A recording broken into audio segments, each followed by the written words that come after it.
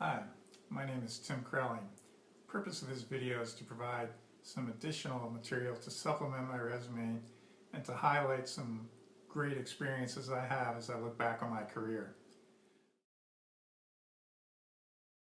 The first thing I'd like to show you is a test project that I was involved in very early in my career, known as LEAP, or Lightweight Exoatmospheric Projectile.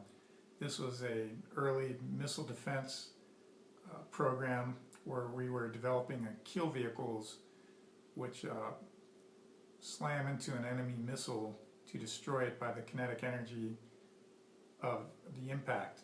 And the way we would test this is in a hangar up at Edwards Air Force Base, where we would do what's called a hover test. And this picture here shows a hover test, and it's a great way to test a kill vehicle, to test the integration of propulsion with a guidance, navigation, and control system. It was a great experience for an early career engineer, and I look back on that with a great pride to have been involved in that. It was cutting edge stuff when we did it, and it's still a really neat thing. The next project I'd like to share with you is kind of a next step in the evolution of kill vehicle and missile defense, and it was called Flight Test Vehicle 2. And this was where we were actually integrating a kill vehicle into a Navy Standard missile, which is a ship-based missile that's today used in the Aegis cruisers for missile defense. And this particular test was the first time that a kill vehicle had been integrated into a Navy Standard missile.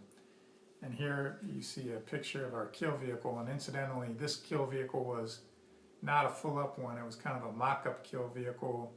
It had a real inertial measurement unit. It had inert propulsion, but the purpose of this test was to demonstrate that we could integrate a kill vehicle into the Standard missile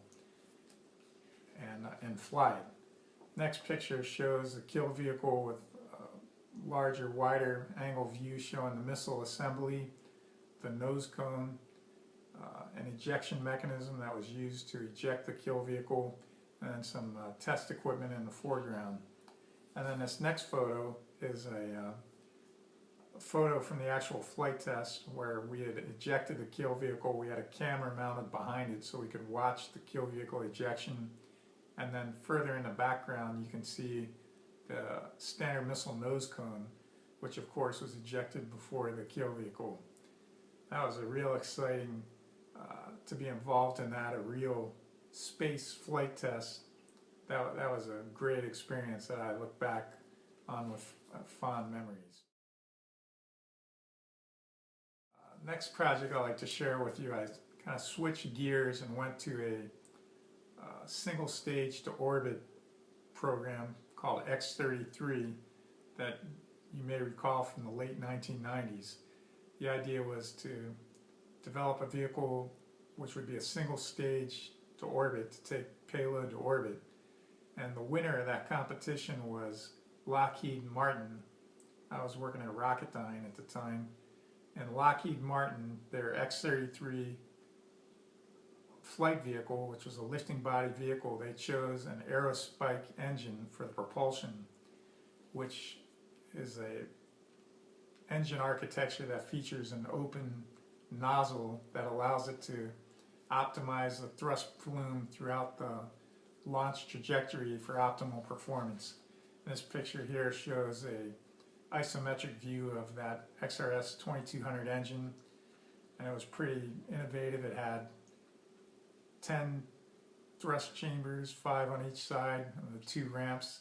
It was really an exciting thing to be involved in.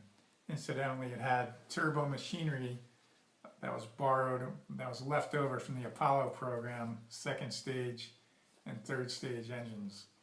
And that was the core power pack for this engine.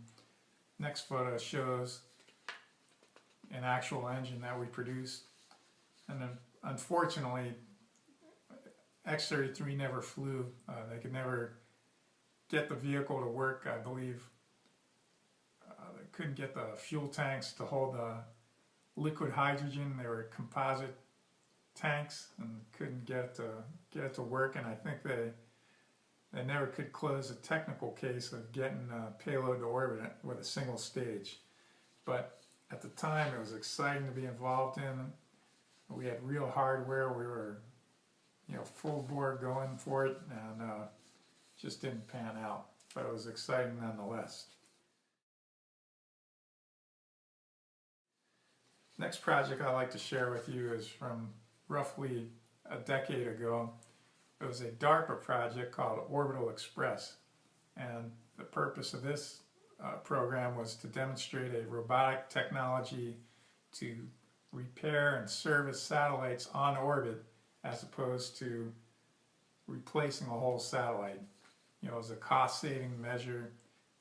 This Orbital Express had a robotic arm, the same guys who make the arm for the shuttle, or who made the arm for the shuttle, and they had various subsystems for fluid transfer and changing out ORUs. It was a demonstration program, and the part I was involved in was a subsystem called the ARCS, or Autonomous Rendezvous and Capture Subsystem.